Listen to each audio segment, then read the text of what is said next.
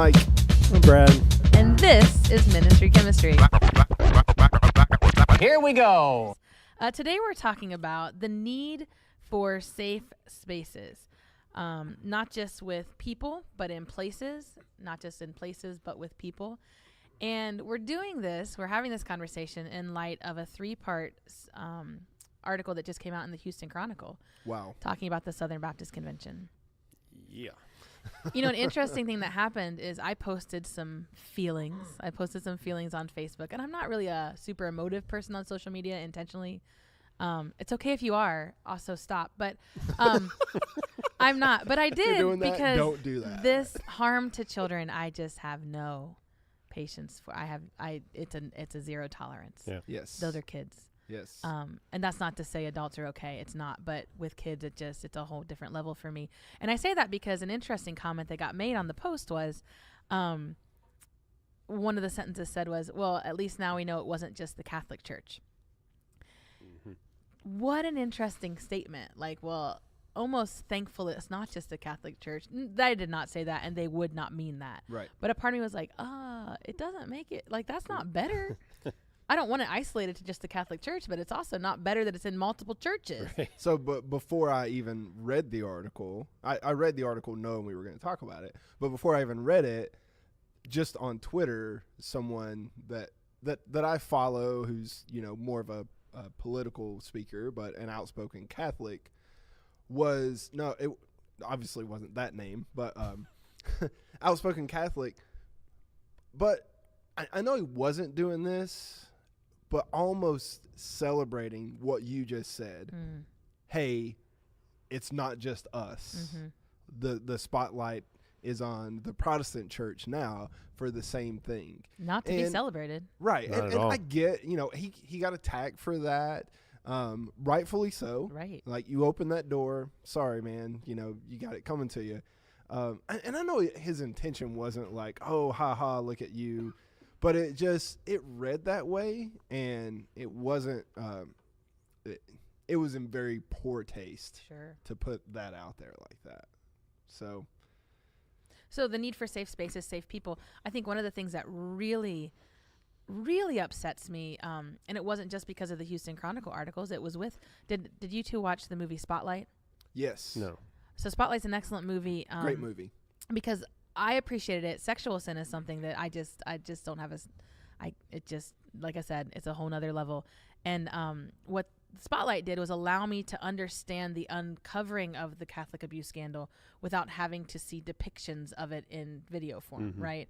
They weren't trying to play out any scenes or stories of someone being abused. They were talking about the abuse from almost like a outside observation. But this is what these articles reminded me of. It's this outside observation of this happened, and it gives a safe way to take it in, a safer way to take it in. Is that fair to say? Like, I'm thankful that the articles came out, but I'm really saddened by what's in the articles. I get that. Yeah. I actually thought, and I knew this was going to happen, some people were attacking the newspaper. Really? I didn't read those. Yeah, Remarks. I mean, I got some of the... Like, they shouldn't have uncovered it? #fake news, because I have no idea what the Houston Chronicle's bent is. Sure. But it does seem like anything that comes out in attack of the church, it has a liberal bent to it. And I think evangelicals on the right just assume that too quickly. Yeah. But honestly, I read it and I was like, regardless of who put it out there and what their political bent is, I'm glad it came out because obviously the church didn't tell on themselves. So to me, that was in that regard, that painted the media and the press in a very good light because that was them doing their job, Absolutely. Regardless if there was a bias there or not, they're doing their job. Absolutely. And so, listeners, what we want to make sure we do every week is ask questions that challenge. We might provide more questions and answers. And today's question really is, where are those safe spaces and those safe people for students? What safeguards are in place if you're in ministry, if you are a yoga instructor of teenagers, if you teach piano lessons, right? Like my piano teacher used to pick me and another student up from school over our lunch recess period. I was from a small town. We'd go to her house while one was doing their piano lesson, the other one ate lunch, and then we'd switch places. Her husband was always there. We were always safe. But then I think in today's day and age, how many parents would allow that to happen? You'd have to really know that instructor, and that instructor's taking a risk too. When we talk about safe policies with kids, we talk about not only the safety of the kids, but the safety of the adult. Because what if I would have cried wolf and lied? And so the question I think that we really need to ask today is, these articles have come up. The three of us work in church settings. What conversations do you think you need to have now, and with whom, in light of this? It's not new information that this happens in places, but it is a reminder that it happens. I think the big thing to, at least in our context, is to have more open dialogue with the parents, to have them know us in a deeper sense than just, oh, that's the youth pastor, we can trust him because he's the youth pastor. Clearly that's not the case, or this article wouldn't have come out. But having more of a relationship that goes on a deeper level, so that they know more innately who we are, and there can be a trust built. Typically, it takes a little bit of time. It just innately gives us our position typically gives us a trust in a sense, but nowadays we just can't lean on that. We need to have something much more deep. So many of these stories say, well, I was told it was our youth minister. I was told it was our pastor. I should be able to trust them just by title alone. So given that, we can't just go on title alone, nor should ever have been the case maybe, but I'm sad that has to be said. Would you feel comfortable in a meeting with a parent or a conversation with a parent to say, and if your child ever feels uncomfortable with me or another leader, we need to know immediately and we need to have a conversation? Would you just put it out there? Yes. Absolutely. What would you do if you had a leader on your team, on your staff, who said, no, I won't say that. No, I won't be open to that kind of criticism. Is it up to them to say it? It's a great question. So, I always tell our leaders, first of all, it's still your job to build relationship with the parent, because you need to build trust with the parent too, because you're going to be investing in their kid's life. When it comes to the hard questions, that's my job. And that's what I get paid to air quotes to do, I feel like our job, whether you're a volunteer or staff member, whatever, when you take on that title, youth pastor or the youth leader, your job is to invest in leaders and take care of the ministry and deal with the hard stuff. That's the way I see it. And that's a hard stuff issue to me, when you have to tell a parent, hey, if your kid feels threatened by me in any way, physically, sexually, whatever the case may be, emotionally, please let me know, so that we can work through that and figure out, how to get past that. The first question I ask myself is, what did I do to cause this? Sure.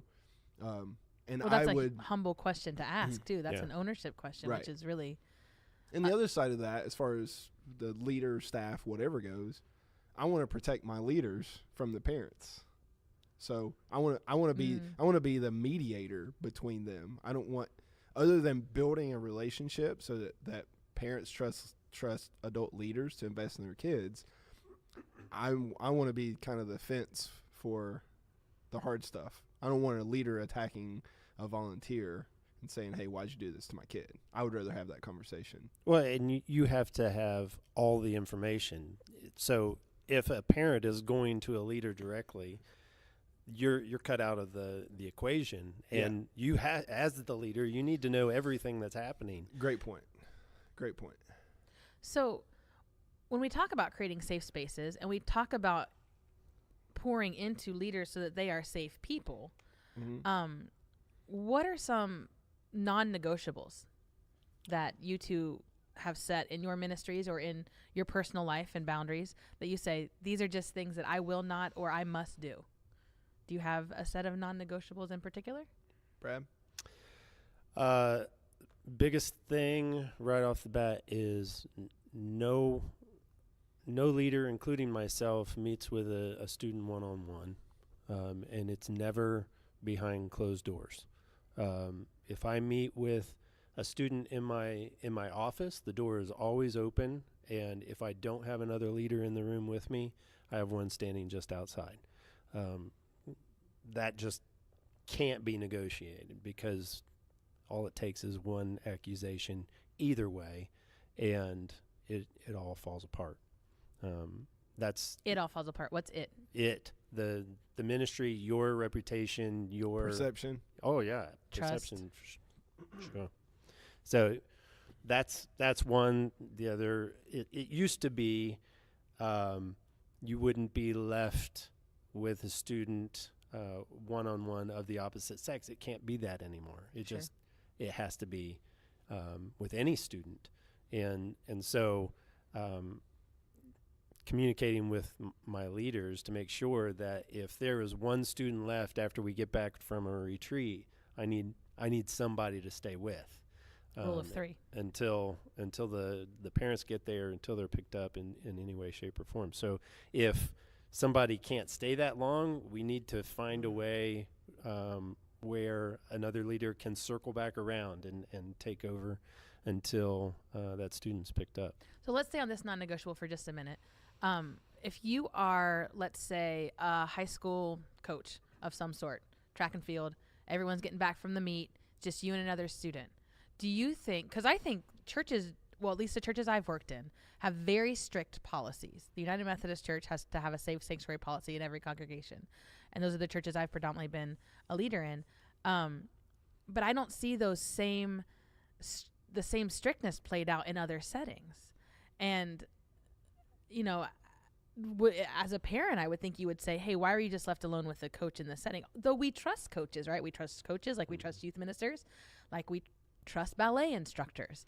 But do you think articles like this, light being shed on situations like this, other environments need to take it with the same level of attention and parameters? Or am I being too much? Am I? Well, let me rewind just for a second. Okay. Before you go there, we still have, maybe this is more me, the more stringent opposite sex policy. Now this article has made me kind of think about that. The problem is, I mean, we're very strict about do not be in a car or a closed door setting with the opposite sex one-on-one, you know. That's one of your non-negotiables. Non-negotiables. Okay. Yeah, very strict about that with leaders, myself, even the pastor's kid, you know, like there's obviously a different level of trust there, but still it's got to apply across the board. That's right. But I haven't held that same policy with same sex, you know. I mean, You'll pick a guy up, absolutely, take him places. Yeah, I mean, I do it regularly. Sure. So the hard part with that, this article has kind of, you know, opened some perspective on that, you know, added some perspective on that, I guess you would say. But this hard part with that is the heart and soul of what I do, what I feel is most important, is investing in kids one-on-one. Absolutely. Right. So Discipleship. how do you do that? If I adopted that same policy of, regardless, I won't be one-on-one with a student, it would change the entire scope of what I feel is most important to do as a minister. You'll be one-on-one at a coffee shop, though, right? Because you're in a public setting. You'd be one-on-one grabbing a milkshake. See, or for me, I wouldn't do that with a girl. Okay. Now, because of perception. Now, Right. I have met like 2 or 3 girls Sure. at a public setting, Mhm. and it's, I'll meet you there. Mhm. We're not going to ride in the car together, even though it's more than one of us. We're not going to ride in the car together. I'll meet you there, and we meet in that setting. But I wouldn't do it one-on-one. But as far as like guys, I have 2 younger guys that I try and meet with regularly. They don't drive. You know what I mean? So to try and just meet up at a public setting, it would change a lot. It would Right. change my ability to invest in them. So another piece that the article brought to light that I think is very pertinent in today's worlds and interactions with teenagers and young people is texting. So many Yeah. of these relationships, interactions, inappropriateness, abuse, assault was groomed and started by a texting relationship, a social media, and exchange of pictures and words that should never have even been exchanged.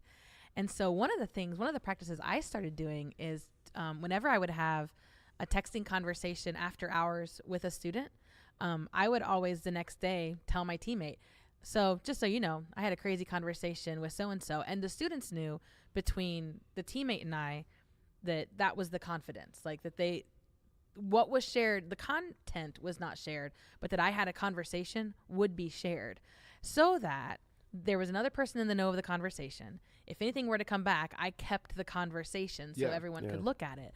But the knowledge of the texting conversation was shared by someone else. And I'm just curious, how can we regulate that? Should we regulate that? What do we do? So many secret things can happen via technology and, the internet now.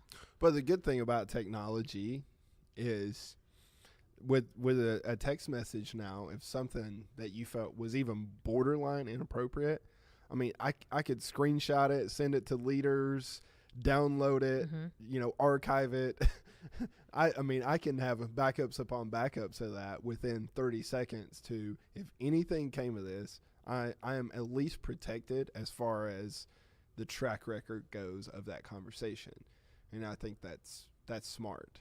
I thought you were going to go, hey, do we limit texting students? You know what I don't mean? think you can. I think that's a form of communication. No, it makes it so hard. But when you talk about safe spaces and safe people, one of the spaces we have to exist in to connect with students is a social media setting. One of the spaces we have to connect with them in is a texting or a group me or whatever you use to interact with, communicate nowadays. That's what you use. That's the saddest part.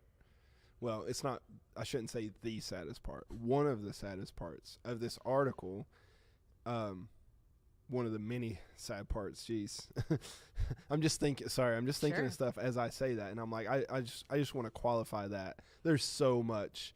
One of the sad parts about going forward as a minister to teenagers is you start to think about things in a good way on some cases that you haven't thought about before as far as investing in kids. But you start to think of things that shouldn't be a big deal. That's right. You know what I mean? Like, I think nothing about texting all of my kids, either in a group chat or one-on-one, be that male or female. Because I know I've never texted them anything even borderline inappropriate. It's more like, hey, we missed you at group tonight. Hope everything is okay. But because of, because of monsters who've taken advantage of that, then those of us who are genuine in it start to question, okay, is this okay? Is this okay for me to text this 17-year-old girl at 9 o'clock after youth group and just say, hey, I missed you tonight?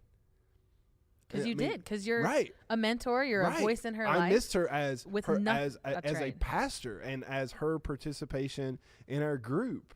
And I just want her to know, like, hey, maybe your mom and dad had a blow-up fight. Maybe you felt unwanted today. I just want you to know I care about you as your youth pastor. If someone else reads that message, though, and they just see Mike Roberts text my teenage daughter at 9 o'clock at night and said, I miss you. Right. What does that mean? That's right. That has never entered my thought process before until you read something like this. And how it can be misconstrued. Right. And the intent of the heart isn't known. That's sad to me. That is sad to me. Absolutely. Well, and so one of the things we always want to make sure each episode that we do is make this bigger than the ministries we're in, because it is a bigger issue. The issues we're talking about, creating safe spaces, being safe people. And I would ask both of you who are dads and work with parents regularly, what is the parent's responsibility when both saying this is a trusted person and this is a trusted space, but then for them to do some vetting? And that's not saying this was the parent's fault that these things happen. Please never hear me say that. But there is a question mark in my mind, like even with my niece and nephew, like I want to know the adults that they're spending time with. and what's been done to vet them properly. What is the responsibility on a parent, a grandparent, if they're the legal guardian, to vet our people, and should we do it for them? Can we do all the things for them, right? Brad, your teenage daughters. Yeah. I mean, I will face this one day, but you're probably more in it than I am right now. I think beyond the believing that these coaches, ministers, teachers, whatever, are safe places. You can't know the mind of another person, but those conversations have to be had with your teenagers above all. And you know your teenager better than most. And so, when you're with a group of students, as often as we are, you get to tune in your BS meter a little bit, and you can tell when they're not being fully honest. So it's incumbent on us parents to ask the difficult questions. Sure. And when you are able to ask those difficult questions, if you get an answer that feels slightly off, that's when you dive deeper into whatever the conversation was. How is this person of authority communicating with you? What have they said? It may seem a little bit like an inquisition, but you as a parent know your kid, and if you feel uncomfortable with it, ultimately that's the say-so. You're the parent. The teen can't filter through all that stuff. They might be totally fine with it, but until they are an adult, they're your responsibility. And we started this conversation with a question of what are non-negotiables, and one of the non-negotiables I always encourage parents, and I've had parents on the full gamut of the spectrum push back or totally agree, but one of the non-negotiables I encourage parents to have is they get all passwords, they get privileges to ask for the cell phone at any time. I had a good friend who asked their child for the cell phone, and the response was, give me a couple minutes. No, now. Right? I get it now when I ask, because a couple minutes you can erase all sorts of stuff. Yeah. That's a non-negotiable I always encourage parents to do. And then they grow to autonomy. They grow to independence just like they do in any other environment and with any other skill set in life. It's earned. It's a privilege, not a right. Yes. That's a great point. And it's a protectionist. It's not a distrust of the student or the child. It's a, hey, I'm here. My job, number one, is to keep you safe and protected. And how I care for you. For a teenager, your safe space is home. It should be home. You don't get your own safe space. And if you're listening to this I mean? And you don't have that, teenagers, I hope that you have a youth minister. I hope that you have a youth leader. I hope that you have a coach or a teacher that you can go, hey, home's not my safe space. I need to figure out where a safe space is. Mm-hmm. As we're talking about this, as I read the article, your mind immediately goes to, oh my, God bless those kids and those families, and you know what I mean? Like we should bring back castration. I mean, that's my feeling. That's my not brain didn't go there, but yours can. It's not a very gracious answer, but I mean, that's where my mind goes when that's I read something like that. I'm like, these are monsters. These are monsters. There's no other way of putting it. But as we're talking about this parental part of it, I'm thinking there's one guy that it talks about. He was younger and he was single and he had his own place and he multiple offender, but was inviting girls over. So as we're talking about this, I'm thinking, how do those parents not know that is a recurring event? How do you not know where your kid is? Even if your kid's telling you that they're somewhere else, like Brad said, how do you not recognize that as a lie? Maybe you don't recognize it the first time, but when it's told 4 or 5 times and you start diving deeper, I'm not blaming parents. I was going to say, I don't want to shame or blame parents. Not saying that, no. but I'm just saying, like, but now how do we be proactive? At some point, there was a disengagement that opened the door for that child to be victimized. Maybe that is a non-PC thing to say, but well, I think it's human nature to want to have a target, to point a finger, to place blame, and ultimately, it's it's the broken disease of the person who's acting. And But what I want to do with the conversation around parents or other stakeholders is just say, so what can we do to be mindful that there's a deeply broken, monstrous disease that's a part of humans throughout the world, and we need to be on our guard against it while still allowing relationships to be formed with trusted adults, still allowing a student or a child to go and experience the world on field trips, on mission trips, right? That's a big question. You're going hours away from a parent. I have a close friend, and they're a parent, and they said, I'm always going to go on the mission trips with my kids. One, because I enjoy it too, but two, I'm there, and they're not a helicopter parent in the slightest, but they're going to be present when the kids are hours away. And so it's a question of what can we do in light of that this exists? Well, I'm thinking as hard as this is, you put yourself in the predator's mindset. All right. That's, yeah. And if I put myself in a predator's mindset, I'm going to prey on a kid who doesn't have a safe space. Yep. I'm going to prey on the kid who doesn't have safe people. The easiest prey. Right. Whose family is disengaged, and they're not going to notice if they're gone away from home for a night, or they're not going to ask follow-up questions, or they're going to believe a white lie without diving deeper or recognizing that it's a lie, like Brad said. An engaged parent is going to know when their kid is being disingenuous or they're lying to their face. We hope. A disengaged parent is probably going to slough it off and not know any better. That's the kid I'm going to prey on if I put myself in a predator's shoes. It makes me feel disgusting even thinking that way. It but does. We're talking about safe spaces here.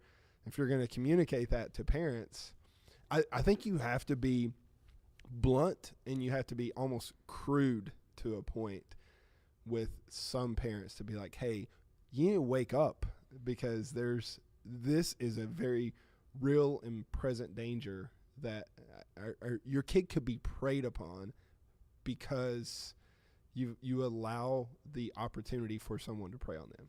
So things we hope that you're taking away this week are, where are those safe spaces? How are you helping create safe spaces? Are you a safe person? And how are you helping pour into others so that they might be safe people too? I'm Renee. Mike. And Brad. We'll see you next time on Ministry Chemistry.